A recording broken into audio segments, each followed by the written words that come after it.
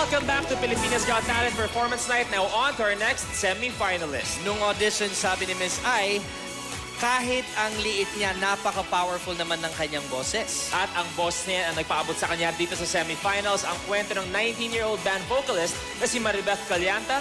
Watch this.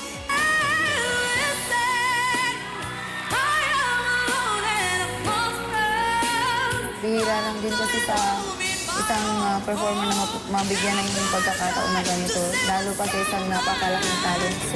Kasi sa Pilipinas Got Talent, natutunan ko kung paano mo mas lalong i-develop yung sarili mo. Tsaka yung sa talent ko po, mas lalo ko siyang pinag-iibigan. Kasi mas lalo ako nakikali. Naniniwala po sa akin, sa mga sumusuporta dyan sa Dagupan at Pangasinan. Ang laban na ito ay hindi lang po para sa akin, kundi para po sa ating lahat. Will she be our first female solo singer in the grand finals? From Dagupan City, give it up for Maribeth Calianta.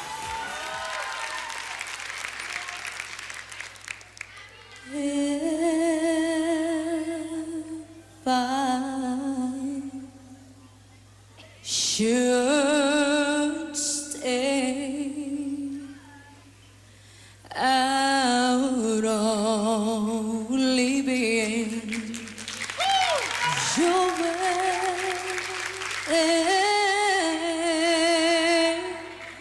So I go, but I know I'll think of you every step of the way.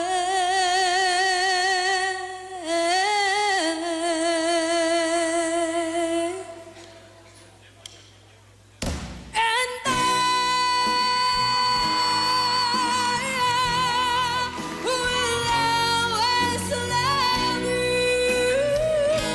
will always love you. I will always love you.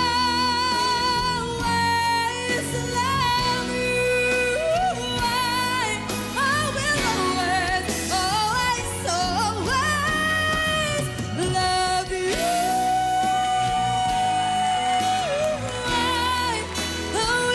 always love you.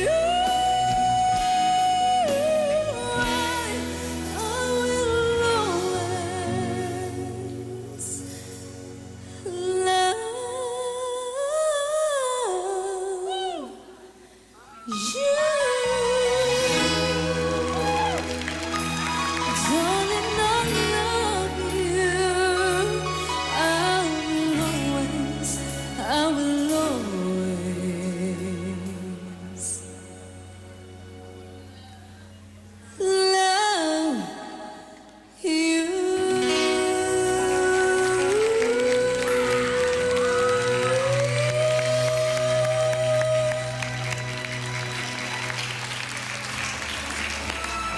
Thank you, Les Five Men. Maraming salamat sa inyo. Ang lupit naman nun. Ang linis-linis na yung boses. Good job sa inyo. Pero Correct. eto, Maribeth, let me ask you, nung nag-audition ka, solo mo ginawa yun. Anong gusto mong sabihin sa banda mo ngayon na magkakasama kayo sa PGT stage? Ayun po, syempre sa banda ko, napakalaki po ng pasasalamat at tiwala. Sa tiwala, syempre, at suporta nila sa akin.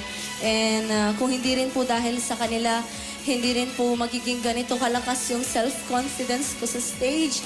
And hindi rin po ako ganun kakilala sa lugar namin sa Dagupan City, Pangasinan! Mahal na mahal ko po kayong lahat at mahal na mahal ko rin po ang aking banda. Okay, I'm sure they're very proud of you. Pero eto, minahal kaya ng mga judges ang performance mo. Judges? Naka-recover na ako. Pwede na ako magsalita. First of all, who thought of this dress? Idea mo yan? Kami? Sino? Sa inyo po. Okay, Oh, dito. you look like a star. Thank you po. Yung, it has class. It looks like parang something that pang Celine Dion. Kaya the total package was there. Secondly, napakahirap ng pag-aakapela na nagsimula ka. Pero it was pitch perfect. Amazing. Last, nung bumirit ka na, talaga namang hanggang sa spine. Ano bang spine sa Tagalog, friendship? What's spine, boss? What is fine? Ano spine? Di ko alam eh. Ano ba sa Tagalog is fine? Ano? Galugod. Ay, yung likuran na lang? Ha? Ay, yung Gulugod. Gulugod. Iba yung, Shish galugod. I don't know, basta iba yung pumapasok sa isip ko. correct eh. Iba yung Basta gulugod, ha? hanggang spine ko, yun talaga kinilabutan. Ganon, yun talagang parang nag-goosebumps everywhere kasi sobrang nagandahan talaga ako sa pagkanta mo. Bongga. Nice O, job. bumawi na Thank you ako. po. Ang dami ko na nasabi. Go, friendship. Tama yung choice ng song mo kasi nakaka-relate ang ating mga manonood at ang mga fans ay natuwa sa Inday mo. Inday! Pero medyo parang naiksian lang ako pero maganda ang pagkakakanta mo. Malinis, kagaya ng itsura mo ngayon. Napakalinis ng itsura mo. Virginal. Thank you. 19 lang siya, friendship. Sigurado ako doon. Kasi ako hindi ako sure masyado sa sarili ko, no? Kaya, Ayun na. kaya siya na lang.